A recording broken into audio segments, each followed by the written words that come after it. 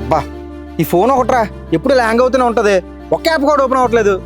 వచ్చిన ప్రతి లింక్ని అలా నొక్కుంటూ కూర్చుంటే ఎలానో ఉంటుంది. సర్లే ఇవి చూస్తాను. సరేరా నువ్వు చూస్తూ ఉండు, నేను షాప్కి వెళ్ళి తినడానికి ఏం తీసుకొస్తాను.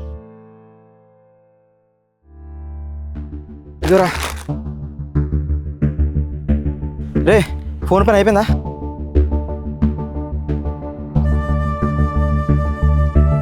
రే గ్యాలరీలో నా ఫొటోస్ వీడియోస్ ఎవరా? ఏంట్రా దేవా మొత్తం డిలీట్ అయిపోయి? అది కాదురా సాయి, నేను చెప్తాను సార్, కామ్గా ఉండు. ఏంట్రా కామ్గా ఉండేది? ఇందులో మా అమ్మాయి నాతో గడిపిన చాలా మెమరీస్ ఉంటాయి. ఏమయ్యారా? ఫోన్ క్లీన్ చేస్తానని చెప్పి మొత్తం డేటా క్లియర్ చేసావా? అరే సాయి, అది కాదురా నీ డేటా. ఏంటి బే బొక్కలాగా? తెలియకపోతే తెలియదని చెప్పాలి. అనవసరంగా ఫోన్ నీకు ఇచ్చాను రా. ఇంకొకసారి నీ అలబడితే చెప్పు తీసుకుంటున్నాను. రేయ్ రే ఇగోరా నీ ఫొటోస్ నీ వీడియోస్ అన్ని ఇందులోనే ఉన్నాయి, చూసుకో. రేయ్ ఇవన్నీ ఎలా రా? నేను దేవా డిలీట్ చేసేసాడు కదా. రే నీ ఫోన్ హ్యాక్ అయ్యిందిరా. నేను నీ ఫొటోస్ వీడియోస్ను ఎవడో మాఫింగ్ చేస్తానని బ్లాక్మెయిల్ చేస్తుంటే ఆ మెసేజ్లు దేవాగడు చూసాడురా.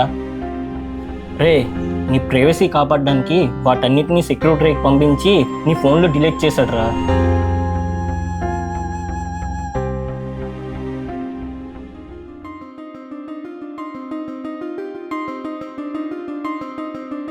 సారీ రే దేవా, ఆవేశంలో నీ మీద వచ్చేసాను.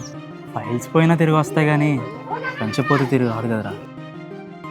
ఆ రోజు నేను చెప్దామన్నా నిన్నే సిచ్యువేషన్లో నువ్వు లేవు. అందుకే నన్ను తప్పుగా అర్థం చేసుకున్నా పర్లేదని నేనే సైలెంట్గా ఉన్నాను. ఏ రిలేషన్షిప్లో అయినా మిస్అండర్స్టాండింగ్స్ అనేవి వస్తాయి, కానీ ఒకరినొకరు అర్థం చేసుకుని ఉండటమే ఆ రిలేషన్ని కాపాడుతుంది.